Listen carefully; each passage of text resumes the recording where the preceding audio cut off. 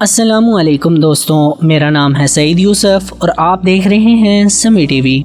दोस्तों, आज हम बात करने वाले हैं गॉडल इनकम्प्लीटनेस थ्योरम के बारे में, जो आपके मैथ्स के कॉन्सेप्ट को हिला के रख देगा।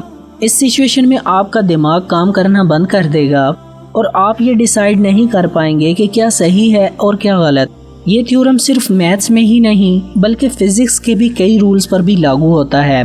पर यह थ्योरम खुदा यानी गॉड के होने पर भी सवाल खड़े करता है। मतलब ये कि ये थ्योरम हर इस जगह लागू होता है जहां लॉजिक का जिक्र हो, फिर चाहे वो फिलॉसफी की बात हो या फिर साइंस की या फिर मैथ्स की। फ्रेंड्स, आज हम इसी गॉडल इनकम्प्लीटनेस थ्योरम के बारे में बात करने वाले हैं, जो काफ़ी कॉम्प्लिकेटेड सब्जेक्ट है।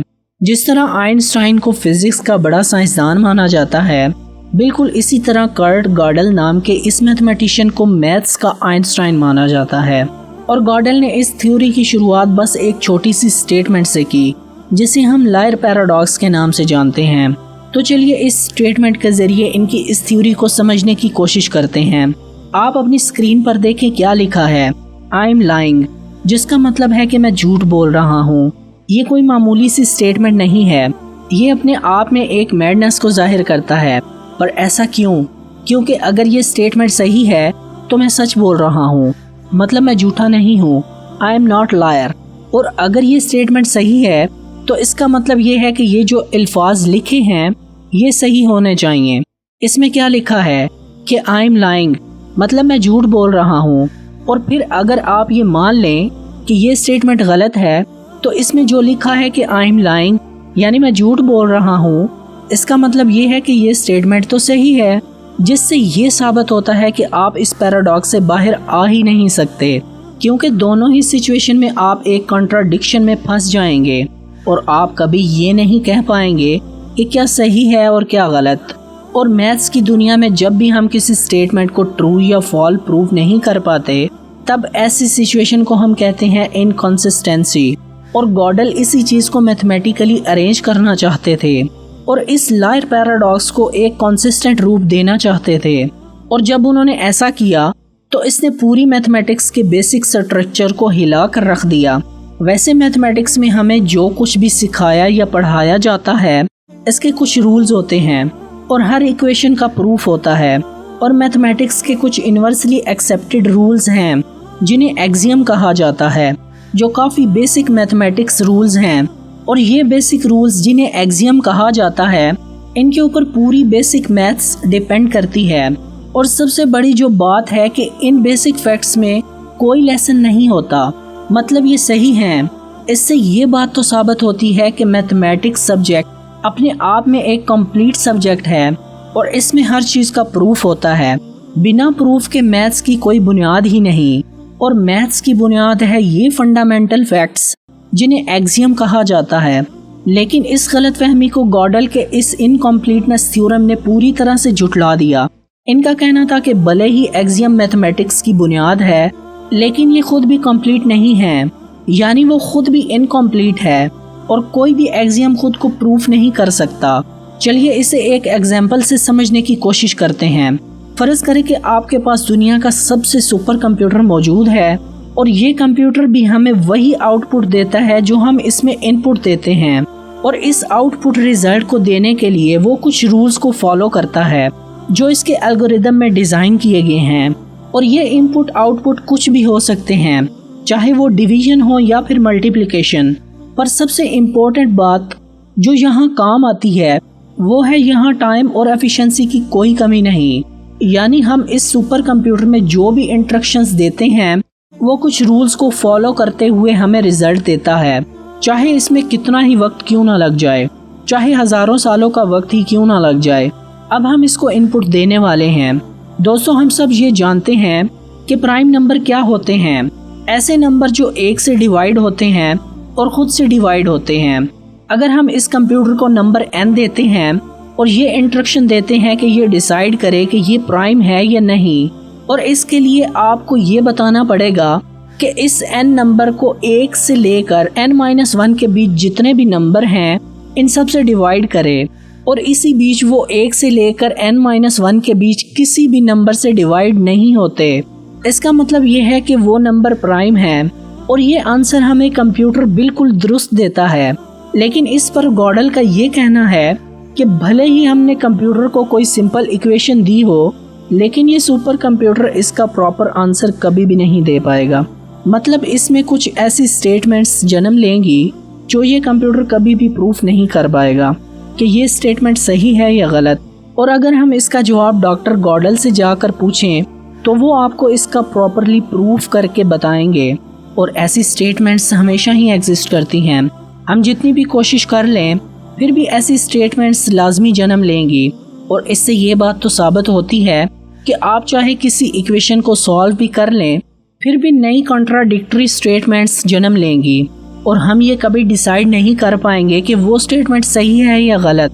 और इस क्लोज सिस्टम के बाहर कोई तो होगा जिस पर ये पूरा का पूरा सिस्टम डिपेंड करता हो।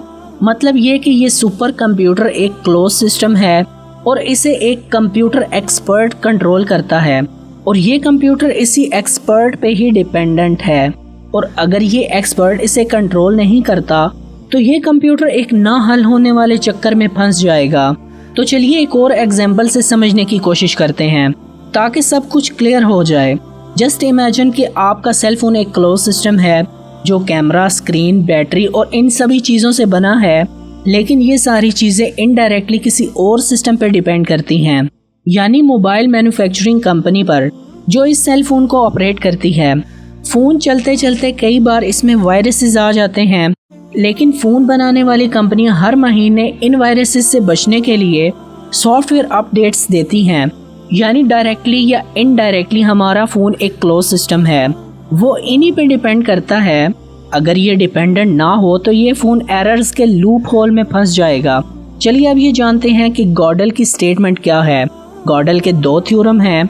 फर्स्ट इनकम्प्लीटनेस थ्योरम से हमें ये पता चलता है कि अगर आपके पास कोई कंसिस्टेंट लॉजिक सिस्टम है, मतलब कि ऐसा एक्सियम का सेट जिसमें किसी भी किस्म की गलती ना हो और जिसकी मदद से आप इंटीग्रेशनल इक्वेशन को सॉल्व कर सकते हैं, तो फर्स्ट थ्योरम से हम ये कह सकते हैं कि इस लॉजिकल सिस्टम में कुछ ऐसी स्टेटमेंट्स जन्म लेंगी जो कि हम और आप इस रूल से कभी भी प्रूफ नहीं कर सकते। इन्हें प्रूफ करने के लिए हमें नए रूल्स बनाने होंगे। इससे ये बात तो साबित होती है कि जब तक हमारा सिस्टम बहुत ही कॉम्प्लिकेटेड ना हो तब तक ये इनकम्प्लीट ही रहेगा और इसमें मौजूद स्टेटमेंट्स को हम कभी भी ट्रू या फॉल्स प्रूव नहीं कर सकते। और अब बात करते हैं सेकंड थ्योरम के बारे में। इसके मुताबिक अगर हम किसी भी कंसिस्टेंट थ्योरम को जानते हैं जिसमें किसी भी तरह की गलती ना हो और हम मानते हैं कि ये कभी गलत हो ही नहीं सकता और आप इस सिस्टम के अंदर मौजूद हैं, तो आप इस सिस्टम की कंसिस्टेंसी को कभी प्रूफ नहीं कर पाएंगे।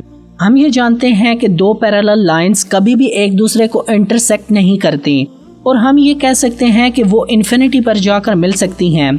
और अब इस स्टेटमेंट में एक कॉन्ट्रडिक्शन पैदा होती है। वो क्यों? क्योंकि हम एक क्लोज सिस्टम से ही इस स्टेटमेंट को प्रिडिक्ट कर रहे हैं, लेकिन कभी हम ये प्रूफ नहीं कर सकते कि हम सही बोल रहे हैं या गलत। हो सकता है वो लाइंस इन्फिनिटी पर भी जाकर ना मिलें, तो अब ये स्टेटमेंट कॉन्ट्राडिक्टिव स्टेटमेंट बन गई और इसकी सच्चाई पता करने के लिए हमें इस क्लोज सिस्टम से बाहर जाना होगा, यानी बायॉन्ड इन्फिनिटी। ऐसा ही एक बेसिक रूल है जिसे समझने की कोशिश करते हैं। हम ये जानते हैं कि 2 + 2 = 4 और ये एक बेसिक कॉन्सेप्ट है और इस स्टेटमेंट के जरिए गॉडल के इनकम्प्लीटनेस थ्योरम को हम वेरीफाई करेंगे। जरा ध्यान से देखिए, हम सब ये जानते हैं कि 2 + 2 = 4 होता है और ये भी मानते हैं कि 2 + 2 is not equal to 5।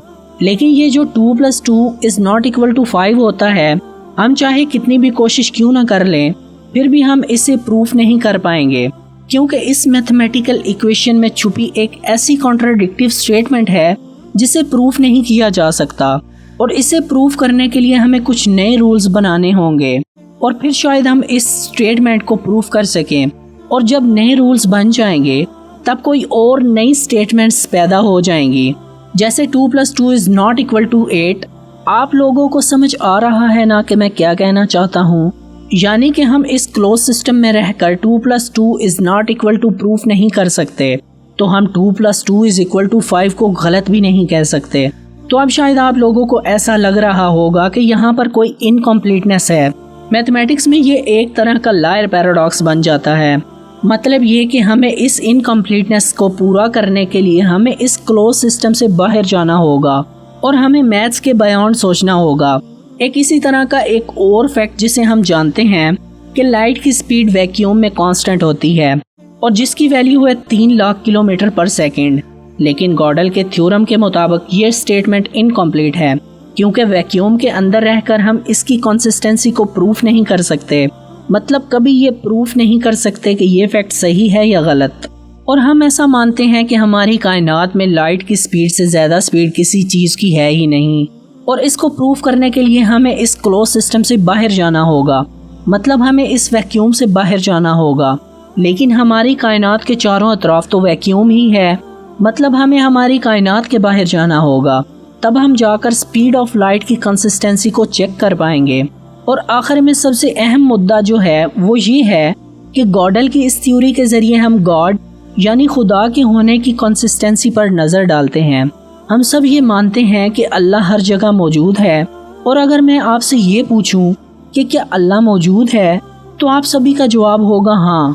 लेकिन गॉडल की इनकम्प्लीटनेस थ्योरी के मुताबिक अगर हम इसकी जांच करें तो ये पाएंगे कि हम ये कहते हैं कि अल्लाह इस कायनात के ज़र्रे ज़र्रे में मौजूद है और ये एक क्लोज सिस्टम है, और हम इस क्लोज सिस्टम के अंदर ही रहकर अल्लाह के होने को कभी प्रूफ नहीं कर सकते।